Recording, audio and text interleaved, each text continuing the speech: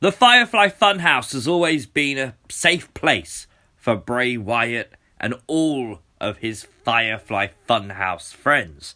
So it's obvious at that point that when Alexa Bliss joined, that she is friends with Bray Wyatt. She's there for Bray Wyatt. Bray Wyatt is helping her develop this new character, develop whatever demon is inside of her, and the Firefly Funhouse goes on. Now, some people say on SmackDown it was lacking something. I think we will never know how much of that was Fox holding it back, because seemingly since it has moved to Monday Night Raw, and since Alexa Bliss has joined the Funhouse, we can't deny it has been amazing. Now, although we don't actually know what's going on with Alexa yet, we don't know whether she's going to become a female fiend. We don't know what her full transformation will be. We don't even know if she's reached that stage yet. But while we don't know that, we can look back on the past and think, well, was this the plan the whole damn time? We're really glad that you're our friend, and this is a friendship that'll never ever end. Now, the first time that Alexa got involved in Bray's story was at Extreme Rules, the horror show, in the swamp fight. Of course, she appeared as the apparition of Sister Abigail just long enough to distract Braun Strowman. And with doing so, she set us off crazily down the wrong path of thinking she was going to be Sister Abigail. Now, what we've seen in the Funhouse does not seemingly represent her becoming Sister Abigail. What we seem to be seeing is her turning into Bray Wyatt, minus the beard. Of course, we're seeing a Funhouse like Alexa in the ring and backstage in the Funhouse, and this demonic presence is sometimes shining through as well, especially when Bray uses his heel glove. Now, we all know the genius of Bray Wyatt. It's spoke about on the channel a lot, and we spoke many times about how Bray Wyatt has planned this fiend character for years. Now, he probably didn't even know back then if WWE would let him do this. Times change, and ideas change too. Bray's probably thought of stuff over the years that he doesn't want to do now, or he's probably looking now at things he can do from years ago. Take Alexa Bliss. She was always best friends with Braun Strowman, a man that Bray Wyatt called his brother. Of course, he was going to go for Alexa Bliss to get to Braun Strowman. It just made sense. And that's exactly what he did. The Fiend targeted Alexa to get to Braun. He pissed off Braun Strowman when he attacked Alexa Bliss. Now, what happened after this was Alexa seemingly somehow charmed the Fiend. And a lot of people will tell you that this was when Alexa took control of the Fiend. I don't think so. And remember the word control, because it's going to become very, very useful throughout this video. Now, Braun Strowman was at his career high just after WrestleMania. He'd won the Universal Championship for the very first time. Now, he knows Bray Wyatt. I just said it. They called each other brothers. So why would Braun Strowman want to face the Fiend? Braun was the first man who confirmed in a wrestling ring that the Fiend changes people. And the fact that he acknowledged that means he identifies the Fiend. He knows the Fiend. He knows what the Fiend is capable of. And I can't think for one moment Braun would want to face the Fiend during his career high, knowing that that would lead to him changing. He knew it was going to change Alexa. Surely he knew it would change him as well, unless he was doing his part for the Fiend. Now, when Alexa charmed the Fiend, I think this was exactly what the Fiend wanted.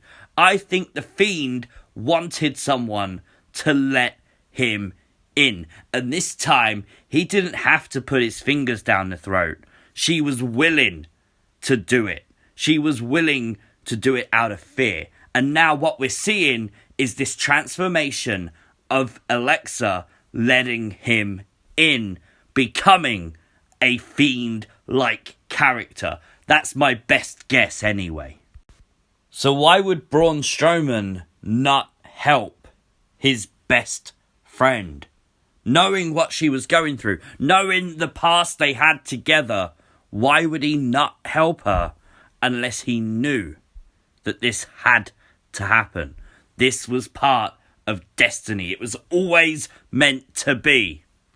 Want proof that it was meant to be? Look at the logos. Alexa Bliss's logo on top. She's used this for years. And look at the Fiends. Bray Wyatt, Yowie Wowie logo underneath. They are so similar, and that cannot just be a coincidence. And here we come back to that whole part I said earlier about Bray Wyatt getting to the stage where he's about to use the Funhouse, use the Fiend character, and when he's designing logos, he saw that the opportunity was there to bring Alexa Bliss in, so to do so, he used the same logos. Now that's possible. I just think it's really, really cool if that's the case, because it just shows the long-term planning Bray Wyatt had for this story and this character, which Bray could easily achieve just by knowing the base story of what the Fiend is about. Righting the wrongs from Bray Wyatt's past. Braun Strowman's on that list, and when you look at Braun Strowman, Alexa Bliss is therefore his only friend. It makes sense. Now, I did a video on Thursday where we theorised the idea of cult leader Bray Wyatt coming back again, obviously in the feud with Randy Orton. And I want to give a massive shout out to Brother Nero, who on Funhouse Friday's live stream came up with such a good theory I had to include it as part of this video. And it's all to do with what Alexa Bliss's role actually is for Bray Wyatt going forward. Go all the way back though to Ultimate Deletion, and you know from this story that this is where Matt Hardy pushed Bray Wyatt into the lake of reincarnation. And when Bray Wyatt reincarnated, he went back to a time before Abigail was in his head. So, what was left? Well, Abigail don't live here no more. I am Samael. Samael, also now known, I suppose, as the Fiend, which is kind of cool to actually be able to name the Fiend. I've always said that, but it just shows the creative genius of Bray Wyatt. Now, that means when Samael took over Bray Wyatt, that Bray Wyatt was no longer with Abigail. And that probably felt like a weakness when Funhouse Bray transformed back to Cult Leader Bray. So if we get Cult Leader Bray back again, well, think about it. He failed last time, really. He didn't survive the swamp fight. He may have beat Braun Strowman, I think, but he didn't survive. Unless now, that's the reason Alexa's around. What if Bray comes back as Cult Leader Bray and identifies Alexa as Abigail? What if she, whether she's Abigail or not, whether she's just Alexa, what if she is a new delicious poison for Bray Wyatt to sink his teeth into?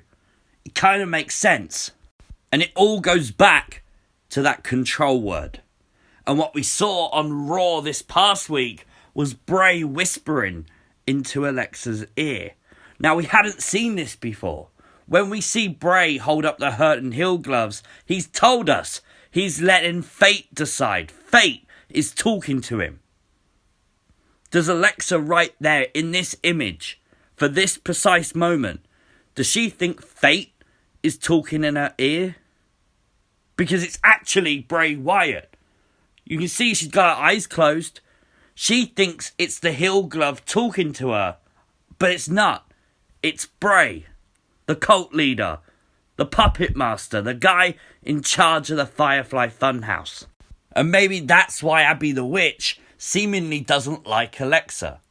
Because ultimately some of Bray's plans don't work out the best way. We know that. We know Abby the Witch is very domineering, and she feels maybe like she's losing a bit of control. Maybe she doesn't actually know about Bray Wyatt's plans to control Alexa Bliss, and that would make sense as to the whole Nikki Cross story.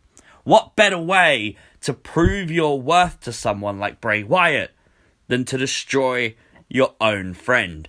Bray's very interested in the Nikki feud. He said, "I'll see you soon, Nikki," but he never came to ringside with Alexa. So is that an indication that he just wants to see if Alexa will follow through and do what he said? We could even date that back to Braun Strowman. Braun Strowman snapped at Alexa Bliss. Was this Braun Strowman proving he'd let him in by turning on his friend, by doing an unthinkable thing and beating someone down? Okay, it's a woman, he can't, lay her out 10,000 other ways. This was a very controlled way to do it, but it looked cool on TV. However, if we can apply that to Braun Strowman, can we apply it to all the other Fiend victims?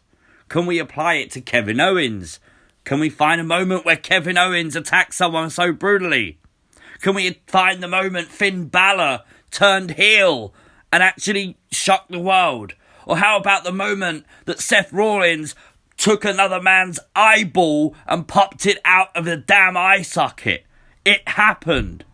The only person it doesn't really apply to is Daniel Bryan. Although he's had his few little moments, he still wears the Yes t-shirt. That's the Nature one. The Planet's Champion. Maybe part of his heel run. I don't know.